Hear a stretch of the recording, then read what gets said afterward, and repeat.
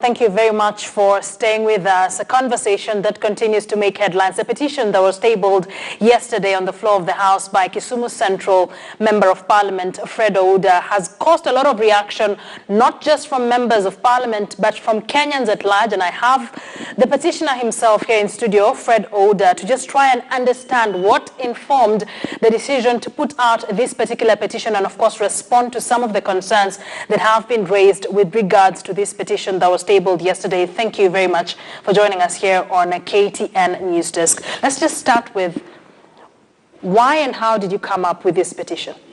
Thank you so much. Myself, as you know, I'm a member of Parliament representing Kisumu Central, elected by over 82,000 registered voters in a constituency that has a total registered voters of about 121,000.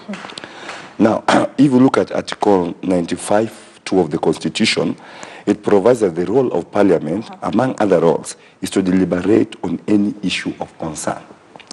The issue of concern here, according to me as the petitioner and the people who also raised it, that I may do this on their behalf on the floor of the House, is their legislature, are very fundamental. One, Article 129.1 and Article 129.2 of the Constitution provides that the executive authority is derived from the electorates, is derived from wananchi themselves, and then it is exercised accordance with the Constitution, and further provide the executive shall be exercised in a manner compatible with the principle of service to the people of Kenya for the well-being of their benefit. They vote and they donate this power to the president. Now, if you look at our electoral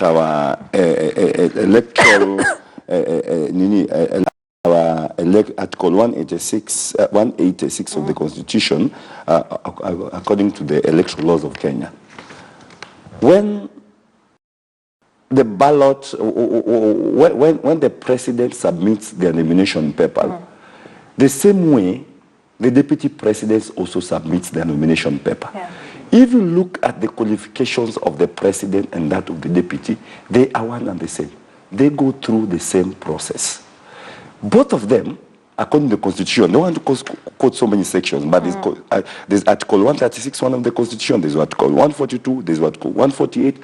I'll leave you with this. If you read them, you realize that in an event that the deputy president whom has been nominated dies before the election date, that election is cancelled because the name of the deputy president must be on the ballot paper and the image of him or her, whoever he is, must always be in the ballot. It means when people are voting, they are voting for one institution or rather one entity called the presidency.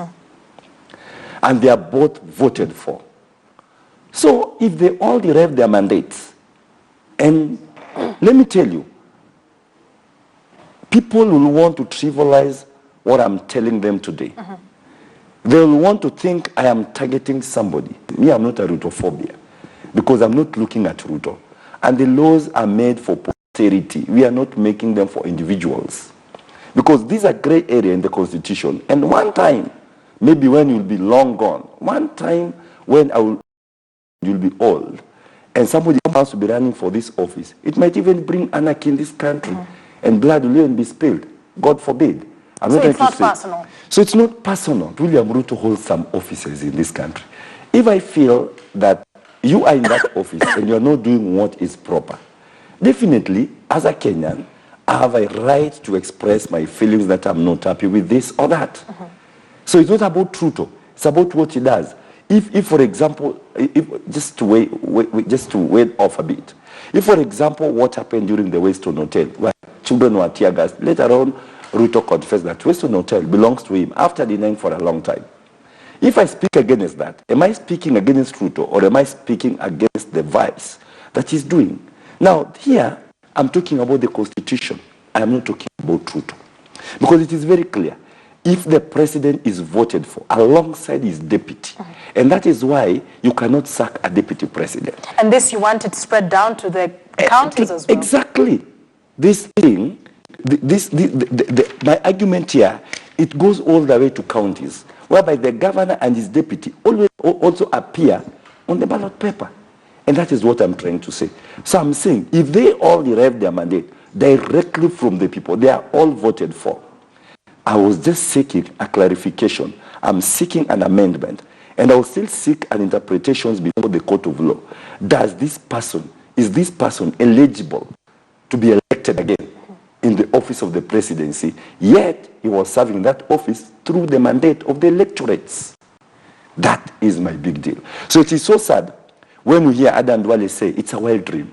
It's a wild dream now because Adan Duale is in power. It's a wild dream now because Adan Duale is still enjoying the whims, is still hanging the whims of power. It is not a competition between me and my seniors. No, it is something I was elected, and people knew they're electing a sober man. And when I something of concern like this petition, it is my mandate. Take it before the floor of the House. You have about 60 days to review this. Are you going to make any amendments? And if so, what kind of amendments are you going to make on this petition? I will still go back because if you look at my prayers, if you look at my prayers, and I just said, consider this petition in the weighty matters conversed here. That was one of my prayers. And I said, let this thing be taken to JILAC, the Committee on Justice and Legal Affairs. I didn't say it should be done on the floor. All I wanted that this petition be taken before JILAC. Let them consider the matters. And whatever needs interpretation should be left for the court, for the courts. I did say that I want to make it, and all I want is just want amendments to be made to Articles 137 and 142 of the Constitution, and the relevant provisions relating to the eligibility to vie for the positions of president. I was not blocking anyone. I am just trying to say, guys, look, this Constitution is not 100%, and he continuously said it, including Ruto himself, including my party leader, including the president himself. There are some gray areas. Guys, I'm drawing your attention to this. Can you people look at this thing carefully and let's do the amendment for posterity, that we don't leave this constitution hanging. Look, the American Constitution is so many years old. Amendment done before 2022, and I'm happy because there is the Building Bridge Initiative put up together by the president and the Right Honorable Prime Minister Raila Odinga. It is my prayer and my humble submission before this committee that even as you look at matters corruption, and in case matters constitution comes before them, this is one area I would want them to look at seriously and keenly. Even Duale, the majority leader, yesterday said that it's clear that it's a battle on Ruto. You see, these guys are now giving me news. They're giving me a name. They're the ones who are building. Because if you look at this petition, I was not talking about William Ruto. I've just told you that Duale is so much of Ruto. Ruto has just, I don't know, done one to my majority leader, and that is his right anyway, to think that way. Mimi, my dear, I am not looking at Ruto. I won't blame them, because most of them, they are just someone like Duale is a Ruto maniac, and even the people who spoke. You look at them carefully, they have dined with Ruto one way or another. All right, I want us to wind up. What next for you and this petition? Two things. I will not stop here. I'm going still to fine-tune this thing and the amendments I want. And I'm going to now I'm not going to bring it as a petition. I'm going to work on this thing day and night to make sure now I'm bringing it as formally as an amendment of the Constitution before JILAC and before the House. Two, I will not stop. I'm still going to court to seek interpretation. Even as Parliament works on this, I cannot kill a rat by just using one direction. I'll still use all direction because I'm only trying to help this country. Let us interpret this thing. Once it is done, I have no issue. And even if they say it is good the way it is, me personally, I'm not a lawyer. But if they interpret and say it is good the way it is, I rest my case. Then history will judge us. I'm just a member of parliament, an ODM member of parliament, speaking for himself, not the party. I want to be clear. Because my party has my party leader who can speak, or my chairman, or my secretary general. All right. Thank you very much for joining us here. Fred Ouda, Member of Parliament, Kisumu Central, says he's not speaking for his party. He's going to forge ahead with this petition. And the next time you see it in Parliament, it will be in form of a constitutional amendment. Keep it here, KTN News Desk. We have more lined up for you. Thank you very much.